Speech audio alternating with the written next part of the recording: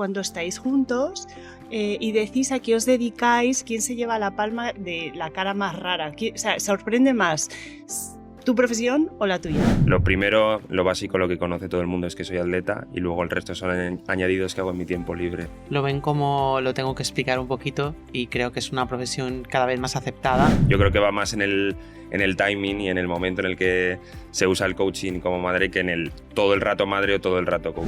No soy tan bueno como yo me pensaba, no soy el centro del universo, no soy el directivo más importante, no todo el mundo se levanta de la cama para juzgarme y mirarme. ¿Cuáles son las conversaciones internas en ese momento, ¿no?, tan singular que es cuando estás antes de salir a competir, a la competición, justo antes de lanzar? ¿Qué te dices a ti mismo?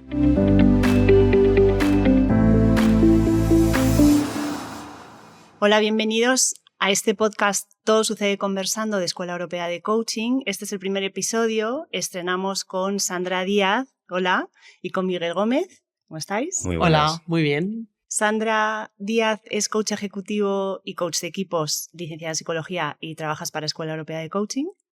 Y Miguel Gómez es lanzador de peso, eres licenciado en Ciencias de la actividad física y el deporte. En la actividad física y del deporte, eres atleta profesional, subcampeón, has competido con la selección española y compites desde los 5 años.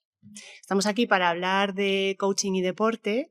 La primera pregunta que me surge haceros es cuando estáis juntos y decís a qué os dedicáis, estas profesiones que tenéis que son tan singulares, ¿quién se lleva la palma de la cara más rara? O sea, ¿sorprende más tu profesión o la tuya?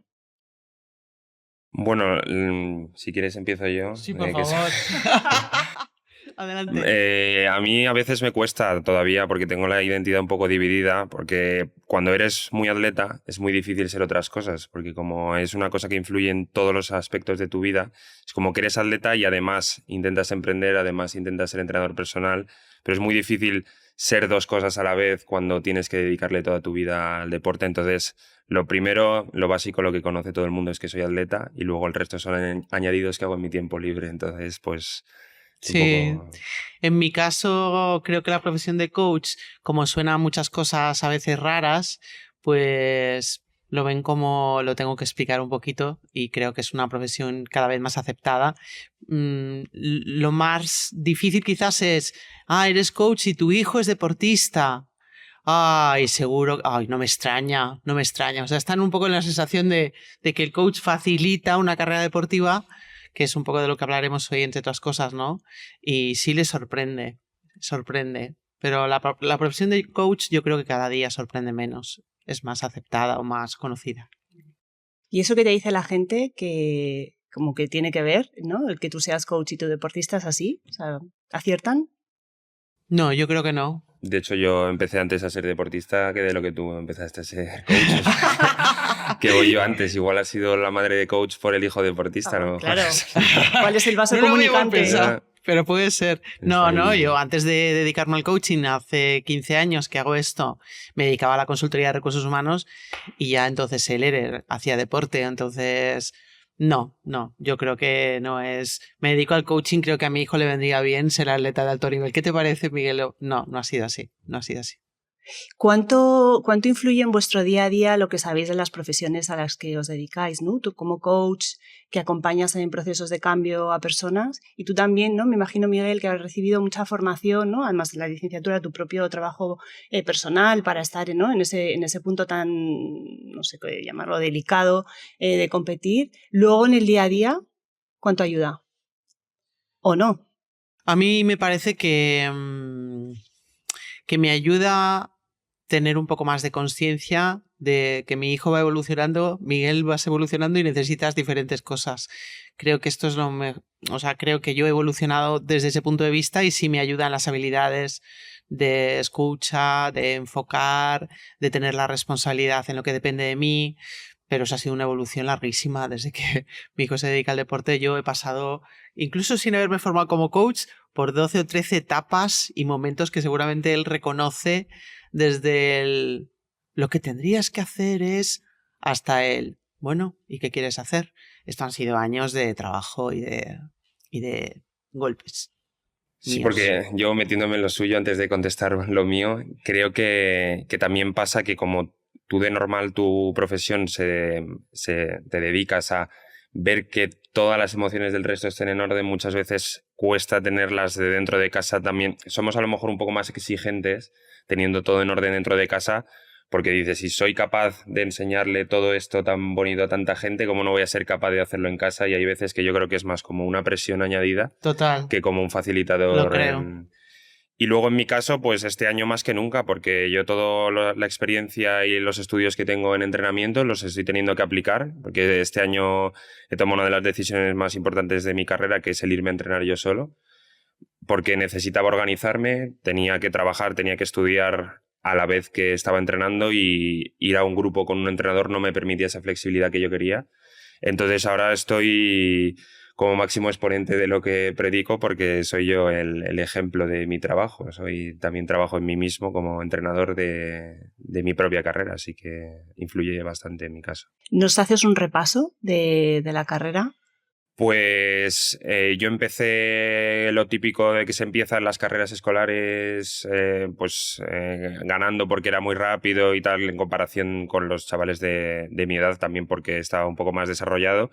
Y claro, empecé a crecer, y esto es como, pues supongo que pasa en todos los deportes. En baloncesto, pues segunda altura te ponen de base o te ponen de ala. Pues aquí en atletismo igual, eres grande, eres fuerte, pues a lanzamientos. Entonces, pues ya yo creo que con 6 años lancé por primera vez, y lo compaginaba con otros deportes. Y también jugaba al fútbol, se me daba bastante bien. Me acuerdo que incluso había veces que iba a fútbol y luego iba a atletismo, y recuerdo lanzar con los tacos, que es como pues imposible porque tú necesitas girar y desplazarte, y con los tacos de fútbol pues es lo contrario a eso, están hechos para lo contrario. Entonces recuerdo compaginar las dos cosas, pero llegó un punto en el que el fútbol no me daba lo que me daba el atletismo, aunque a lo mejor luego me hubiese dado más cosas en otro sentido, pero como además era portero, sentía que toda la presión del equipo, de la exigencia de las jóvenes estrellas que sus padres quieren que lleguen a ser Messi, se volcaba en mí cuando yo fallaba.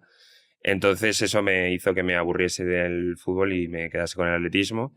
Y pues a partir de ahí, pues cada vez te vas especializando un poco más. Al principio hacía casi todas las pruebas, y luego pues conforme vas haciéndote mayor, te vas centrando más en una, y acabé en el lanzamiento de peso. La primera vez que fui internacional con la selección fue en 2017.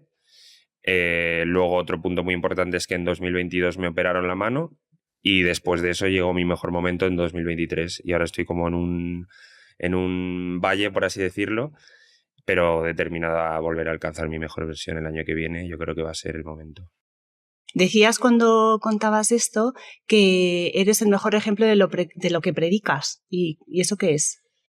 Pues yo sobre todo en entrenamiento predico que muchas veces nos centramos en lo que no importa y dejamos de lado lo que de verdad importa, que son 5 bases o para mí del entrenamiento que son muy simples, como puede ser, para explicarlo y que todo el mundo lo entienda, el un poquito más cada día, la constancia, el que es mejor hacer poco 3 días que uno mucho y luego dejarlo. O sea, como esas cosas que yo intento de inculcarles a la gente a la que entreno, creo que son las bases más importantes para mí, porque muchas veces nos centramos en cuál es la temperatura del agua a la que me ducho y nos olvidamos de que tenemos que dormir 8 horas para poder rendir. O sea, como que nos centramos en cosas que no son realmente importantes y dejamos de lado cosas sencillas que tienen muchísimo impacto. Eso es como sería mi... ¿Y a qué tipo de personas estás entrenando? Pues a gente que me necesita, ¿no? No va por un perfil concreto, sino gente que quiere mejorar, que tiene un reto, y que yo les ayudo desde... A mí no me gusta ver el entrenamiento personal como una transacción económica, por así decirlo, como si fuese yo que estoy vendiendo una asesoría, sino creo que necesito construir una relación con la persona para que pueda confiar en mí, sobre todo porque me está enseñando como una parte muy vulnerable, supongo que también pasa en el coaching, que te están enseñando una parte tan vulnerable de ellos mismos, que es: no estoy cómodo con cómo soy ahora o con cómo estoy ahora con mi físico, con mi vida, y necesito cambiar esto, pero para querer cambiarlo primero tienes que saber que está ahí, aceptarlo, y aceptarlo hay veces que aceptar que estás con mucho más peso del que te gustaría, no es fácil, sobre todo a una persona de fuera de tu entorno. Y entonces, pues yo creo que esa relación y esa cercanía con la gente es lo que más valoran y lo que más funciona, el construir una relación a largo plazo. ¿Cuánto tiene que ver, Sandra, esto con tu trabajo? Tiene muchísimo que ver. Creo que además el poder de las conversaciones para entrenar a una persona es el motor para el compromiso. Cuando la persona se siente escuchada, cuando tu cliente se siente escuchado, siente que no va a ser juzgado por tener más peso, menos peso, comer mejor, comer peor, pues lo mismo en nuestro trabajo, ¿no? Yo no juzgo y legitimo lo que me trae y desde ahí el pequeños pasos, ¿no? Lo que decía Miguel de pequeñas cosas, ¿no? Yo esto también lo cuento en clase, ¿no? No hagamos cambios drásticos, hagamos una práctica mañana y otra después, y lo más importante para cambiar el hábito es cambiar la conversación que sostiene ese hábito que no está siendo útil, ¿no? Y es un poco en lo que trabaja Miguel. Él cuando me cuenta sus entrenamientos o cómo empieza con los clientes nuevos que tiene, yo digo, claro, es que hasta que no cambiamos la conversación que sostiene el hábito de, bueno, voy a estar mejor así, bueno, hoy no entreno, hoy no tengo ganas, cuando cambia esa conversación empiezas, ¿no?, a sostener un hábito, pero para esto tiene que conectar, ¿no?, con la confianza, con la escucha, con que sienta que está adecuado a sus necesidades y no te va a empaquetar, ¿no? Y esto para mí es también la esencia del coaching. Contabas también, Sandra, que has sido 12 versiones de ti misma, ¿no? En Sí, estos años muchas. acompañando a Miguel. Yo pensaba qué complicado ese rol, ¿no?, con todo lo que sabes de coach, ¿no?, lo que hablábamos de procesos de transformación y esto de encontrar el compromiso en las conversaciones, sí, con el de madre, en el que a veces hay que morderse la lengua, ¿no? ¿Cómo lo has llevado tú? Bueno, yo creo que mi aprendizaje más bonito, al menos para mí, es descubrir que cuando Miguel me necesita me lo dice y no tengo que perseguirle. Es decir, ¿qué necesitas? ¿Cómo estás? O sea, esto para mí ha sido la mayor transición del proponer, decir, solucionar, a ir evolucionando a sugerir, a escuchar, a estar en silencio y a que él, en silencio, de pronto lo dice, ¿no? Para mí el poder de que conversar, la calidad de una conversación también está en la no conversación, en elegir el silencio, ¿no? Porque desde el rol de madre, cada conversación que puede ser para ayudar, él lo puede sentir como una presión o como expectativas, que él es una palabra que maneja mucho y que no necesita para nada. Y creo que el silencio en este último momento, última fase de su vida, o el que necesitas, y poco más, ¿eh? Esto ha sido para mí, porque tengo una mente solucionadora, prescribidora y de todo, ¿no? Esto para mí ha sido lo más poderoso, que el conversar desde el no conversar. Sandra, yo sé que tú eres experta en conversaciones. ¿Esto es lo que se llaman los inconversables? No necesariamente, fíjate, puede ser un inconversable, porque hay un tema que podríamos tener ahí, pero que elegimos no conversar, o que yo lo diría estar mucho más serena en el silencio, mucho más serena en el no acción, mucho más serena o más en paz o más útil incluso, ahora lo dirá él cómo se siente, en el no hacer.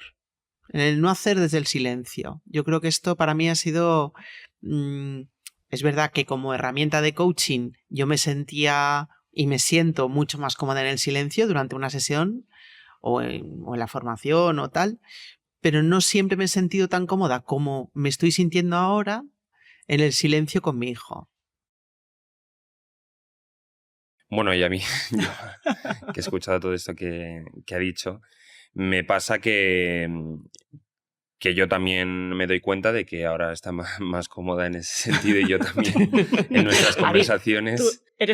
Notas el cambio. Yo sobre todo lo noto cuando, por ejemplo, vuelvo de una competición o vuelvo de un conflicto, que yo a lo mejor quiero una escucha casi más validante o validadora, por así que no existe, pero que una escucha de coaching, que a mí a veces no me hace falta la pregunta para descubrir qué es lo que hay detrás, sino simplemente que me escuche e irme a mi cuarto por haberme desahogado un poco.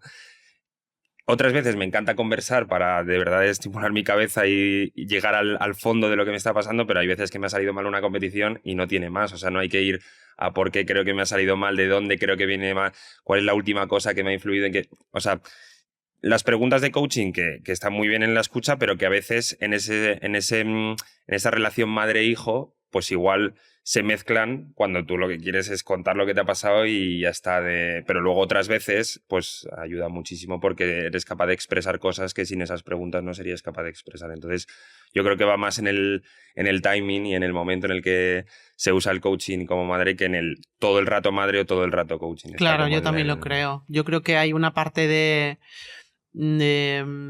elegir una mejor forma de estar siendo. Yo creo que ser madre y coach no ayuda a nada. En general, no ayuda a nada. Aunque yo no hago coaching a mi hijo, utilice algunas habilidades de coaching, casi las utilizo más por cómo me siento yo con él que porque le puedan servir a él. O sea, más es cómo estoy yo cómo en el silencio, en no solucionar, en trabajar desde la confianza y desde la responsabilidad suya y no desde el miedo, ¿no? Porque mamá y miedo van a veces muy de la mano. Esta parte de la preocupación excesiva. Yo creo que el coaching ha sido mucho más curativo para mí que lo que le puede haber aportado para él, pero porque cuando yo me siento mejor, también él va a estar mejor. Cuando yo tengo menos ansiedad porque él no sabe si saldrá bien de una recuperación, de una operación o de una lesión, cuando yo estoy serena, él gana. Y gano yo también. Entonces, y gana Josu, su padre, porque transmito menos tensión y esto es muy útil para él. ¿Y es un auto-coaching o has recurrido también a un proceso de coaching? ¿Has tenido que gestionar con alguien que te acompañe en estas preocupaciones? Bueno, yo algunas conversaciones sí he hecho con algunos colegas coaches, ¿no? Sobre el cómo vivo yo esto, qué me pasa a mí. Hay dos ideas que tengo en la cabeza, ¿no? Una la decía antes Miguel, y es como nos dedicamos a esto, en casa debería ser más divino. Y entonces yo, cuando no estoy en el estándar, Miguel también es bastante perfeccionista, en algunos momentos, yo también, cuando no lo estoy siendo me siento culpable. Esto es una parte.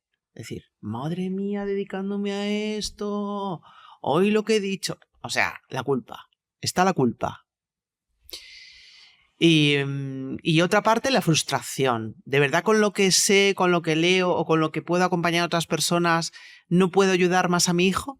Este concepto de ayuda que es erróneo, porque es más acompañar que ayudar. Porque Miguel sabe y puede seguramente, pero yo estoy ay, ¿cómo le podría ayudar?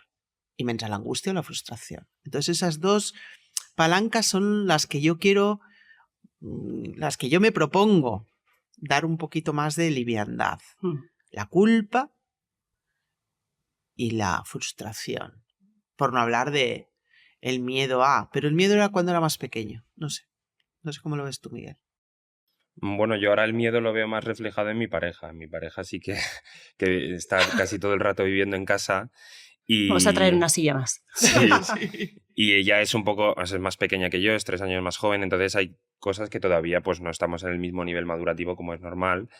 Y muchas veces sí que veo a mi madre, esa faceta protectora de madre que no quiere que su hija se exponga al mundo exterior Y hay veces que tengo que mediar en ese sentido para decir, está todo bien, no hay riesgo ninguno de que esto vaya a pasar, sigamos adelante, más que el prepararnos a que pase o no pase, sino decir, pues si viene, vendrá, pero que muchas veces ese miedo que decía mi madre a lo desconocido, a lo que vendrá, para mí es un poco limitante en muchas partes de nuestra vida. Y conmigo yo ya noto que lo tiene mucho más gestionado, aunque sigo, fíjate que no salgo nunca, pero cuando salgo ten mucho cuidado, no te metas en peleas, tal, en el coche lo más despacio posible. Esas son las que me tengo que llevar por descarte, pero... Con mi pareja sí que noto que hay veces que todavía le sale esa protección que ella decía. Me gusta eso, son los dos básicos, ¿no? A ver cómo conduce, no te pelees con nadie. Antes no conducía, entonces no te pelees con nadie y ahora como, pues esos dos.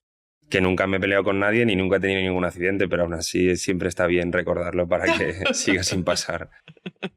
Esto que dicen que la gente que tiene cinturón negro en karate y tal, que son un arma en sí misma, ¿a ti te pasa? O sea, que si en caso de que tuvieras una pelea... No, yo no tengo ningún problema. Además, yo tengo el arma más poderosa que hay, que son las conversaciones, que es por eso por Entonces, por eso. ¿Qué dirías? Claro, claro. Llega un conflicto. Yo nunca he pelea. tenido ningún problema. De hecho, tengo por suerte, por desgracia, suelo ser como el centro de atención muchas veces de, ese es el grande, como si fuesen animales primitivos de el macho más poderoso es al que hay que derrotar como para... Es que lo son. Sí, pues eso, como... Entonces, muchas veces no es que haya habido ni siquiera un altercado, sino que han ido directamente a buscarme y ahí es cuando ha aparecido el poder de las conversaciones para salvarme, porque siempre he podido librarme. O sea, en caso de que no funcionen las conversaciones, tengo la suerte de que también tengo el físico, pero nunca he tenido que pasar de las conversaciones. Entonces, respondiendo a tu pregunta, yo tampoco soy cinturón negro porque o sea, he hecho judo muchos años, pero no me examiné porque me hacía daño entrenando y no me daba para entrenar lo mío de lanzamiento de peso. Entonces no tengo ningún contrato firmado ni ninguna licencia que me exhiba de los problemas más que la moral, o sea que...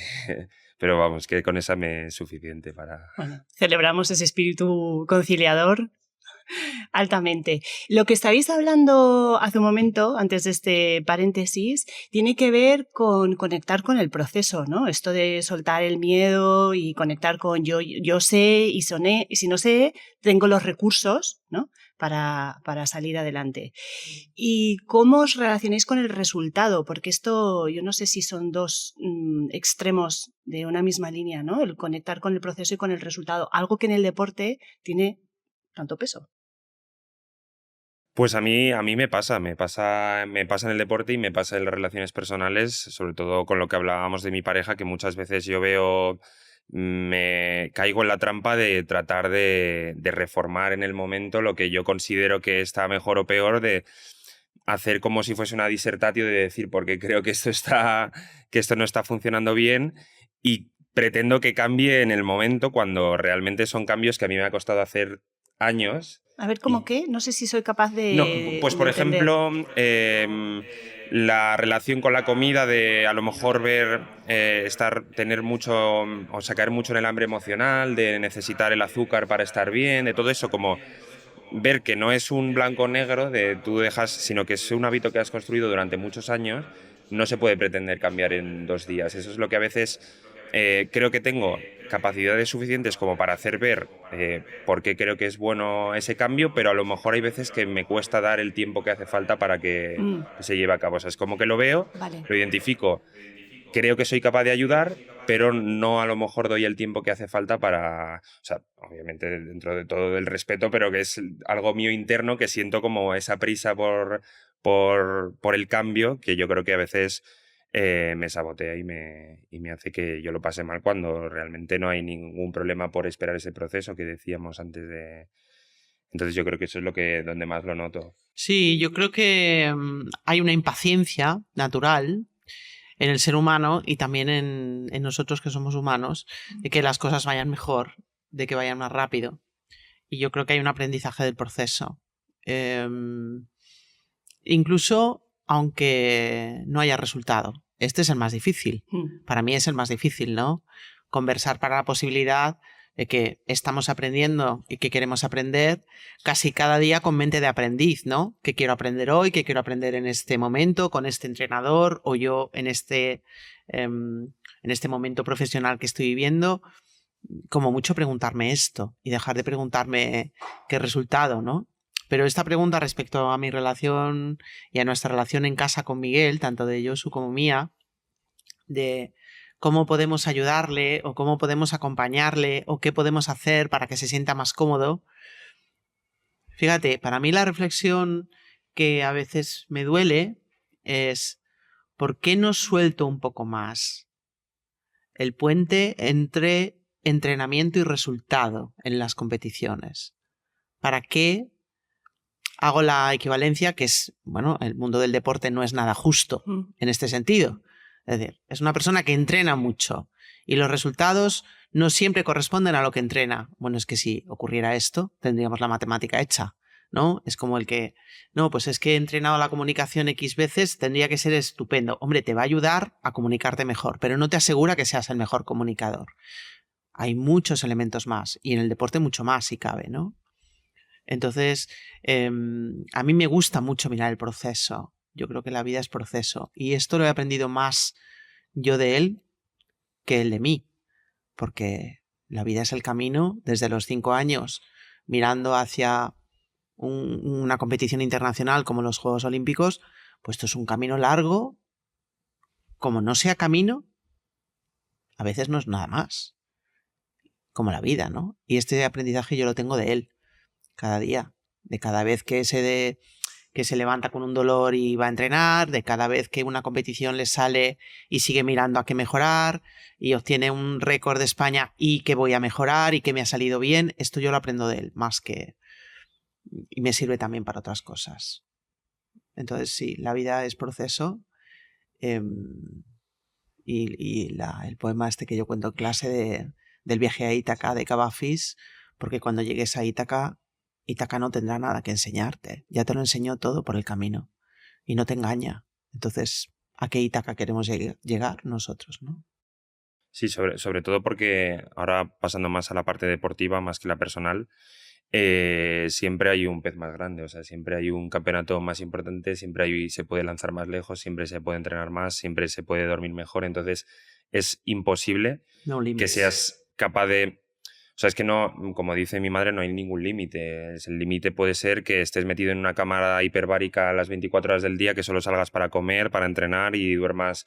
Entonces es imposible llegar a esa perfección, por lo que muchas veces cuando tú estás todo el año entrenando para una competición, si solo estás pensando en esa competición, llega la competición y a lo mejor te duele la tripa, calientas mal, te sale mal la competición y es a las 9 de la mañana en un estadio en Noruega en el que no hay nadie y dices, ostras, llevo todo el año entrenando para esta tontería, por así decirlo, porque es que si no te sale bien y tienes un poco la adrenalina de por lo menos el trabajo bien hecho, es que no te llevas nada de la competición, porque encima el resto del viaje estás pensando en que lo has hecho mal, en vez de disfrutar de la experiencia y estar con los amigos, estás pensando en que lo has hecho mal y en que llevas todo el año, piensas y dices, ostras, el último año lo acabo de tirar a la basura en 15 minutos. Entonces, si tú no has sido capaz de disfrutar de esos entrenamientos, de ese camino, de lo que pasa, o sea, de la vida, porque la vida es entrenar, la vida es lo que pasa mientras haces otras cosas. Entonces, en ese momento, si tú no te das cuenta, si tú no vas cada día a entrenar diciendo, esto es mi carrera, no son las competiciones, sino el lunes, el martes, el miércoles, de qué me toca hacer cada día, si no me doy cuenta de que eso es mi carrera, luego llega el momento de la retirada y dices, ostras, pero sí, ¿qué he hecho? Si solo cuentas las competiciones, tu carrera ha durado 2 meses. Pero llevas 20 años entrenando todos los días de tu vida. Entonces es como que tienes que meter dentro de esa bolsa emocional también el día a día, porque si no te sientes vacío. Una vez acaba... Yo a veces que he pensado, sobre todo por las lesiones, porque noto que mi limitación es mucho más física, de que a lo mejor todos los años que me dolió la muñeca me han fastidiado el codo y entonces yo noto que tengo a lo mejor una limitación más física que otra cosa, pues lo piensas en dejarlo y claro, tú piensas y dices, vale, yo aparte de ser lanzador soy otras cosas porque he hecho otras cosas pero si solo te centras en la competición y en el resultado, te puedes retirar con 35 años y tener las manos vacías, sentir que has desperdiciado toda tu juventud cuando realmente estabas haciendo lo que te gustaba pero no te dabas cuenta. Yo a veces pienso, yo sigo el tenis cuando acaban las competiciones, ¿no? Un Roland Garros, un Wimbledon, ¿no? Y entonces les ponen los nombres solo al que ha ganado la competición. Pero para llegar hasta ahí, esa persona ha tenido que jugar, y es un juego con un montón de gente que se ha quedado en el camino, pero que si esas otras personas no están, ese no llega, ¿no? Y sin embargo, wow, solo figura el nombre de uno. Totalmente. Sí, el deporte es injusto en ese sentido, ¿eh? Porque creo que el reconocimiento de méritos lo tienen cuando apareces en un tablero con un récord de España, con un mejor marca de la historia, con un torneo ganado, con unos puntos de World Athletics. Si no, no eres. Entonces, diferenciar el quién estoy siendo de lo que estoy haciendo, ¿no? Cuando Miguel dijo hace unos años, no sé si 2 o 3, dijo, no, es que yo creo que fue cuando acabaste la carrera, es que no soy solo atleta, es que soy mucho más que atleta y tengo que separar y tengo que crecer en otras direcciones, no solo soy atleta, porque si no, el pegar nuestro hacer a la identidad hace que te sientas súper frustrado cuando el resultado o el tablero de tal o el del récord de España que aparece en los estadios no está tu nombre ya y no eres nadie, ¿no? Y en el atletismo todavía menos, porque en el tenis todavía el 173 del ranking mundial puede a lo mejor vivir del tenis, pero en el atletismo, vivir del atletismo es absolutamente imposible, ¿no? O estás en el top 5 o no, o a veces ni eso. Y entonces, reconocer tu identidad en más sitios me parece que es un camino maravilloso que yo veo en Miguel, ¿no? El darse cuenta de que es mucho más que atleta, ¿no? Y sobre todo porque la dedicación que te pide el atletismo es la misma o más que en deportes en los que tenemos muy mal... En España lo que nos pasa es que tenemos muy mal ejemplo con el fútbol. En el fútbol tú puedes entrenar, y yo no le quito mérito ni mucho menos al fútbol, pero por cómo es el deporte, muchas veces tienes que entrenar bastante menos que en el atletismo. No menos, sino diferente.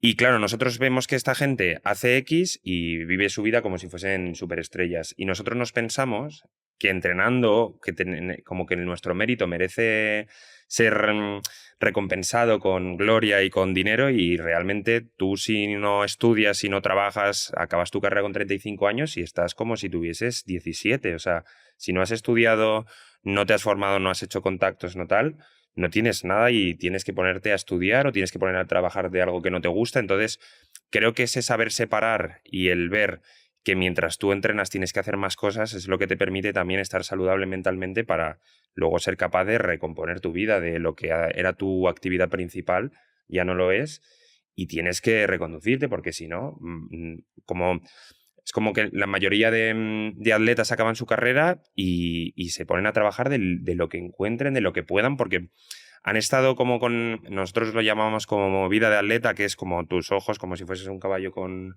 anteojos, nada más que mirando al rendimiento, y has descuidado el resto. Entonces, por eso yo creo que es tan importante darse cuenta de que el camino y lo que hacemos hoy es lo que de verdad tiene repercusión en lo que vamos a ser mañana, y eso muchas veces se descuida en el deporte. Sí, yo creo que aquí los psicólogos deportivos y las personas que acompañan a los atletas en estos momentos, no todos tienen psicólogo, pero los que tienen esta posibilidad, a diseñar conversaciones de futuro, ¿no? Es decir, de lo que está por llegar, lo que no está hoy, pero estará. En quién estoy siendo cuando ese futuro lo estoy anticipando, o cuando una cuando una competición no sale, o cuando diseño una temporada de manera X y sale de manera Y. Es de trabajar la aceptación, la validación de mi responsabilidad, el soy mucho más que los resultados que obtengo, que esto para los deportistas es importantísimo, porque si no, pues caen en continuos baches que les quita energía para el siguiente paso, ¿no?, del camino. Yo te escuchaba ahora, por ejemplo, cuando lo estás narrando, y qué interesante la palabra que utilizas, que yo pensaba, yo a lo mejor hubiera dicho otra, y dices cuando estamos entrenando, no dices cuando estamos compitiendo, ¿no? O sea, eso también ayuda a pues esto que hablábamos de la liviandad, ¿no? O conectarlo con el proceso.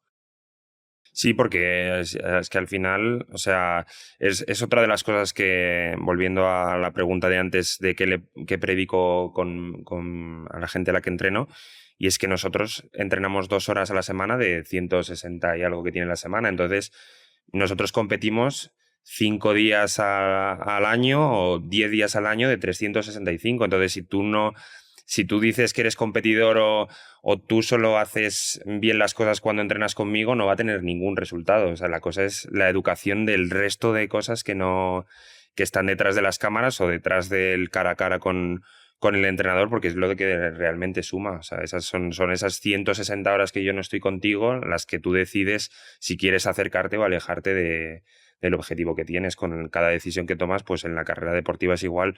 Tú compites, pero para poder competir necesitas haber tomado las decisiones que te acercan a competir bien cada día de todo el año. Entonces, decir que céntrate tú solo en la competición es que no tendría sentido, porque estás centrándote a lo mejor en un 0,5% del tiempo o menos. Ya. Cuéntanos cuáles son las conversaciones internas en ese momento, ¿no?, tan singular que es justo, bueno, pues no sé si hay un proceso de visualización cuando estás antes de salir a competir, a la competición, justo antes de lanzar. ¿Qué te dices a ti mismo? Pues son como 3 fases. Está la de antes, la de durante y la de después. La de antes es entrena muy bien, he hecho muy bien las cosas, esto tiene que salir bien, porque te basas como en algún factor para decir soy capaz de confiar hoy en mí mismo porque ha salido esto así.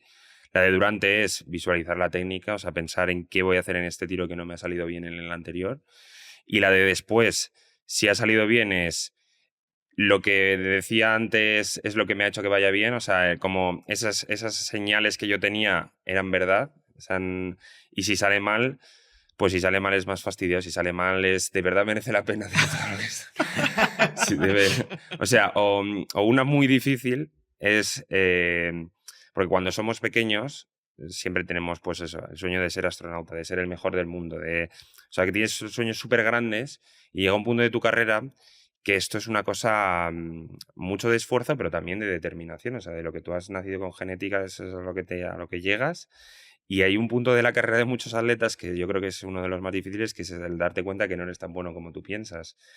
Y entonces tienes que estar ahí bailando en una línea entre seguir dándolo todo, pero a lo mejor rebajar un poco tus expectativas porque igual de pequeño te habías flipado un poco y es más difícil ser campeón olímpico de lo que pensaba tú y yo de 3 años, que lo pensaba y dices, campeón olímpico, pues el jueves y otra vez el viernes, pero no, o sea, es igual que en la selección natural solo hay una especie que sobrevive, o pues aquí es igual, es que solo hay una persona del mundo de 8.000 millones que es campeón olímpico, entonces por probabilidad, o sea, es prácticamente imposible serlo, entonces no dejar de intentarlo, pero tampoco ser tonto de decir, también tienes que conocer tus límites, sobre todo para poder disfrutar del camino que decíamos, porque si tú te piensas que puedes ser campeón olímpico y entrenas cada día para ser campeón olímpico y no eres ni campeón de España, pues dices, ostras, aquí hay un poco una diferencia entre lo que quiero llegar a ser y lo que hago, que está lejísimos, está todavía... Entonces yo creo que esa es una conversación, yo creo que la más importante, la de darte cuenta cuáles son tus límites para poder entrenar para romper esos límites. No entrenar para estar 10 kilómetros por encima de tu límite, sino estar entrenando para romper tu límite. Eso es, yo creo que la superación va más ahí, al romper tu límite, que al llegar a todo se puede conseguir, que es un poco el mensaje este que hay ahora, que realmente, pues como pasa en todo, pues te puede ir bien en el trabajo, pero a lo mejor no vas a ser el próximo Bill Gates, ¿sabes? Hay un entre medias de ganar un poco más o trabajar un poco menos cada mes a ser el que mejor lo ha hecho de toda la historia. Hay un punto ahí que tampoco, que hay un gris, que no es ser el mejor o no valgo para nada, sino que puedo ser un poco mejor cada día. Sí. Eso que en coaching se trabaja tanto de lo que soy es suficiente, ¿no? Soy suficiente, sí. Y además me acepto y no me juzgo por no ser la persona que soñaba que quería ser, ¿no? Ajustar para convertir ese sueño en visión y decir, bueno, aquí están los Juegos Olímpicos y desde aquí me comprometo hoy, pero me comprometo hoy como parte de mi vida, no buscando solo el resultado, ¿no? Y aceptar esa frase que dice Miguel, que bien nos vendría también en el mundo de las empresas, ¿no? Que está muy asociada a la liviandad, ¿no? A la liviandad bien entendida, ¿no? Que es, no soy tan bueno como yo me pensaba, no soy el centro del universo, no soy el directivo más importante, no todo el mundo se levanta de la cama para juzgarme y mirarme, no soy el centro, no todo es tan importante todo el tiempo, ni siquiera yo mismo, ¿no? Y entrar en ese momento oceánico, de sentimiento oceánico de, no soy el centro del universo, no soy más que una mota miserable, y entrar ahí y trascender da mucha serenidad. Sí, ¿no? Sí, sobre todo a mí eso ahora me conecta con una cosa que les pasa también mucho a los atletas de pensar, muchas veces no nos perdemos y no sabemos cuál es realmente el motivo por el que hacemos las cosas. Y uno muy grande que hay ahora, sobre todo con esto de las redes y la exposición, es la validación externa, que me parece un enemigo grandísimo.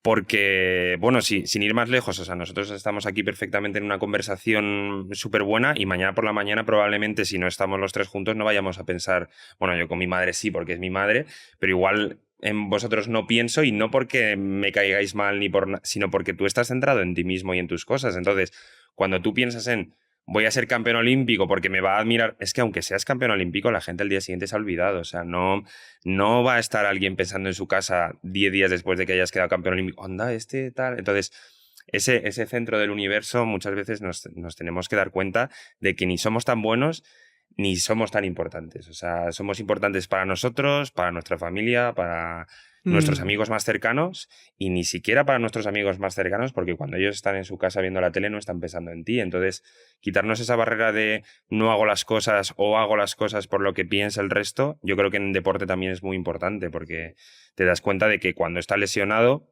nadie se está acordando de ti y no pasa nada, porque es así el flujo natural de las relaciones. Es recuperar entonces esa pregunta de coaching de ¿para qué? ¿No? ¿Para qué hacemos lo que hacemos? ¿Para qué hacemos lo que hacemos? No para quién. Exacto. Yo creo que nuestra responsabilidad por dejar una huella o por estar con los demás en el aquí, en el ahora, en lo pequeño, en lo cotidiano, desde la bondad, desde lo que yo te puedo aportar, desde lo que depende de mí, son cosas bastante sencillas que no requieren 3 o 4 másteres y que hace un montón de gente sin 3 o 4 másteres y sin titulaciones extraordinarias, simplemente con mirar a los ojos a la otra persona y decir, estoy aquí, ¿no? Y yo creo que esta sí es una responsabilidad bonita para estar en el planeta.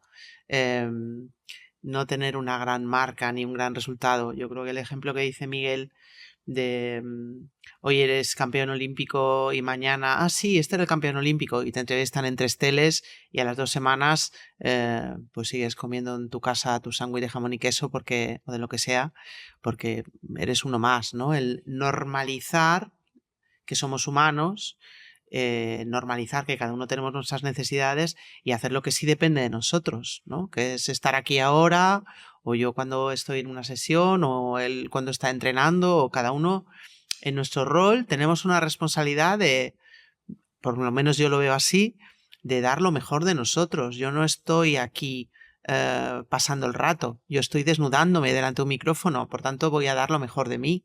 Y, o sea, liviandad, no frivolidad ni desinterés, pero sí darle la dosis justa de lo que depende de mí. ¿Sí? Sí, yo conecto mucho con lo que acaba de decir mi madre, con eso de la sencillez de que muchas veces creemos que para dejar un legado y un impacto hay que hacer cosas como muy grandes. Y yo, por ejemplo, por la zona en la que estamos, se me venían 2 ejemplos a la cabeza. Y es que yo me acuerdo que en el Vips de aquí enfrente me comí hace 2 años y la camarera me sonrió y me dio las gracias y fue amable.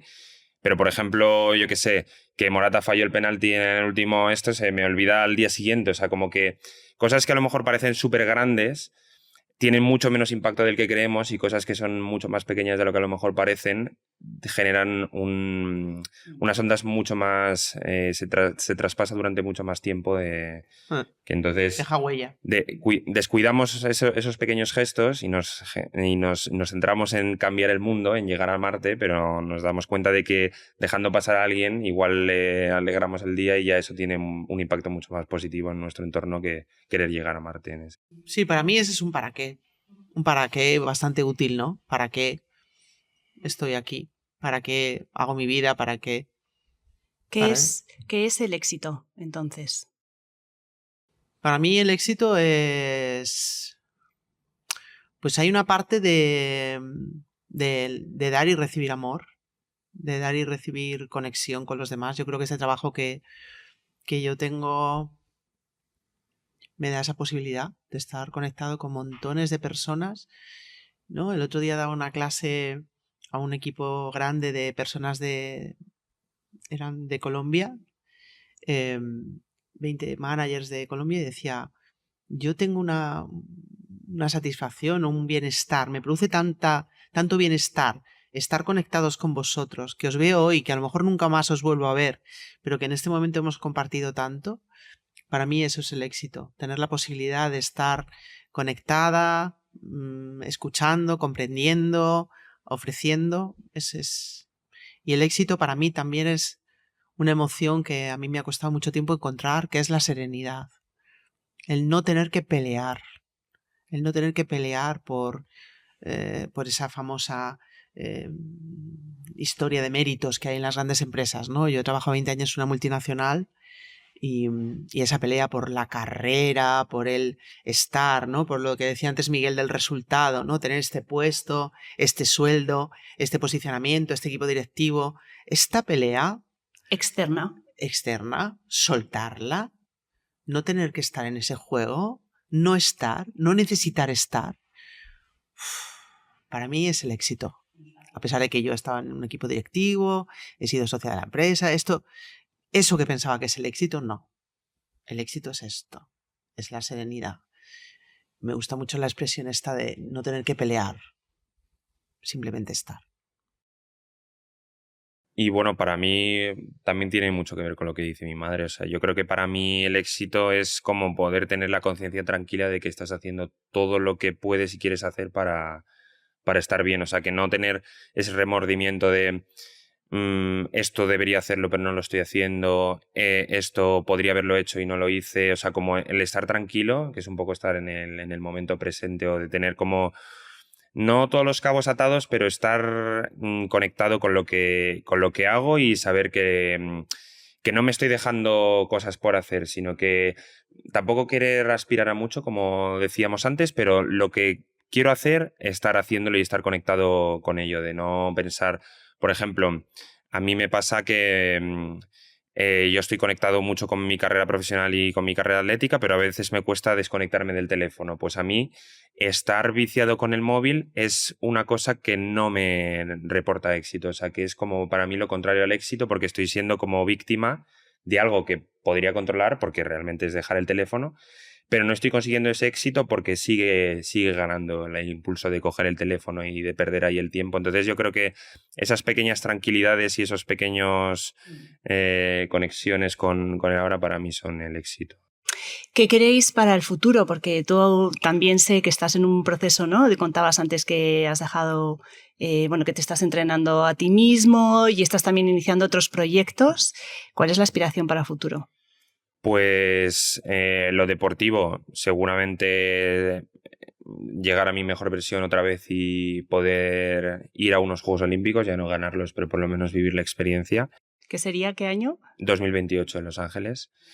Y en lo profesional, hacer algo para generar ese mismo impacto que yo creo que estoy generando muy, muy bonito en personas uno a uno, pues crear algo que pueda generar ese impacto en mucha gente a la vez y que otra gente pueda generar también ese impacto dentro de lo que yo creo. O sea, como expandir ese buen hacer y esa relación real en servicios de salud y bienestar con mucha más gente. Yo creo que ese sería mi objetivo. Y mi objetivo es estar aún más serena de lo que estoy. Sí, es verdad, porque mi hija, la hermana de Miguel, que vive en Dinamarca, pues de vez en cuando también me despierta la neurona de uy, le irá bien, hoy estará bien. O sea, de verdad es aceptar que la vida de mis hijos es la vida de mis hijos, es su vida, de verdad, su vida. Y disfrutar más de la mía. Yo creo que hay un momento de aprendizaje también en la edad que tengo yo, que no es porque sea muy avanzada, pero es un poquito más avanzada que la vuestra, que es cómo conversar con mi marido ahora que los hijos no son motivo de conversación, o cuando los hijos son menos motivo de conversación. Esto me parece muy, muy interesante, ¿no? Que no sea conversar del tiempo y de no sé qué, pues cómo conectar otra vez con mi marido, con mi pareja. Esto me parece muy interesante como método de éxito. Y seguir siendo o hacerme un poquito más protagonista de mi vida. O sea, que mi vida no se defina por cómo está Miguel, cómo está Julia, cómo está Josu, cómo estoy yo, qué necesito yo. Hacerme más protagonista de mis hábitos, de mis conversaciones, de mi disfrute. Una cosa muy profesional que estoy practicando últimamente, que está casi al lado del éxito, que es practicar el no quiero esto no me sirve, esto me parece ya que estoy llegando como a la montañita de qué bien decir que no. Un poco más, ¿eh? Poco más. No hay mucho más. Mucho más. Antes de terminar, queríamos haceros unas preguntas que son una sección fija que haremos a todos los entrevistados y que vosotros estrenáis. La primera es que completéis la frase. Vale. Una buena conversación siempre. Me genera conexión. No debe tratar de convencer al otro. ¿Cómo ha cambiado vuestra manera de conversar con el tiempo? En mi caso, hacia mayor silencio y mayor aceptación de que él tiene su responsabilidad. No solo él, en este caso, Miguel, sino el resto también. Mi marido, sí. Yo de monólogo a diálogo. Visible la diferencia. ¿Una conversación puede sanar? ¿Qué pensáis de esto? No sé si han tenido una experiencia así. Para mí la conversación es sanadora. Aunque nada más sea, fijaros, en una conversación difícil, lo que libera en mí. Es sanadora para mí, aunque no lo sea para la relación. Es sanadora para mí. Y lo que tú crees que puede sanar puede estar hiriendo al otro si no tienes cuidado. Entonces creo que tiene que estar... Puede sanar, pero también si tratas de sanar con mucha fuerza puedes acabar hiriendo. Entonces creo que tienes que controlar un poco la fuerza sanadora de una conversación. Volviendo al no convencer, ¿no? Vale. ¿Qué conversación os hubiera gustado tener antes? No lo sé. Yo creo que la de mi entrenador es como que mentalmente me hubiese gustado tenerla antes, pero a lo mejor física y logísticamente era el momento. O sea, antes igual hubiese sido demasiado pronto para irme a entrenar por mi cuenta, pero sí que es verdad que a lo mejor el dejar pasar esa conversación tanto tiempo, pues ha hecho que se degenerara a lo mejor un poco más la relación de lo que hubiese sido si se hubiese tenido antes. Sí, yo ahora te estoy escuchando. Yo creo que qué conversación quizá podría haber tenido antes, aunque el verbo, la forma verbal del condicional la odio, lo sabes bien, que podría, y el subjuntivo también, que podría, que hubiera el pasado. Sí, oye, en este momento de tu carrera o de tu vida, y esto a lo mejor no ahora, sino hace 10 años o 5, tal, ¿cómo te puedo acompañar mejor?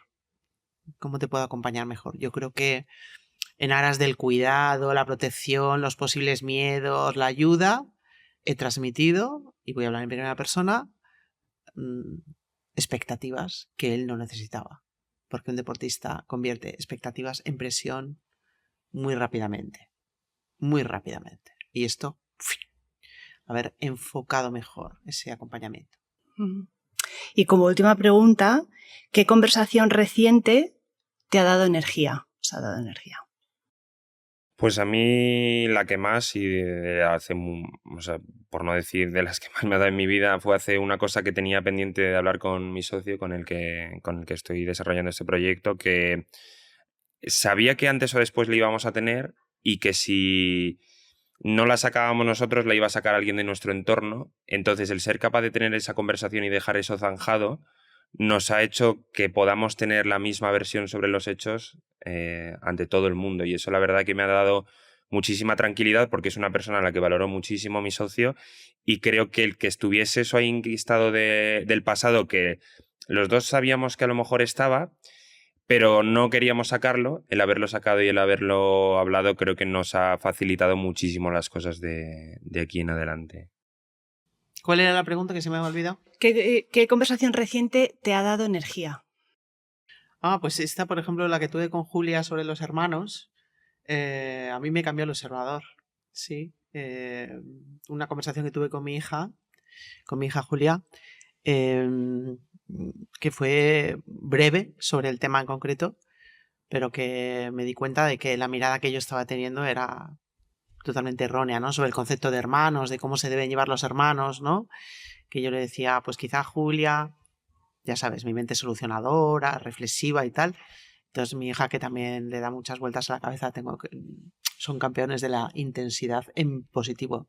Mis hijos me dijo, a ver mamá, ¿pero has pensado alguna vez que esta relación es súper respetuosa y es mucho mejor que la mayoría de las que tienen los hermanos de este planeta? Algo así como, ¿en qué modelo te estás fijando si lo que ves a tu alrededor no te está sirviendo, ni siquiera el tuyo propio, mamá. Y es que me quitó esto de encima y dije, pues sí, es verdad, si tengo 2 hijos divinos. Quiero decir, divinos en el sentido de que tienen valores, tienen sentido común y tal. Yo creo que está muy bien esto. Y fue liberadora para mí. Pues gracias, Miguel, gracias, Sandra, por compartir todo lo que sabéis, todo lo que habéis experimentado. Yo personalmente me gustaría que tuviéramos 1 hora más. Igual hacemos un episodio 2. Muchísima suerte, con mucho éxito. Gracias, ha sido un placer. Yo me lo he pasado muy bien. Muchas gracias. Sí. A ti y a todos. Y a todos. Muchas gracias. Gracias. Gracias.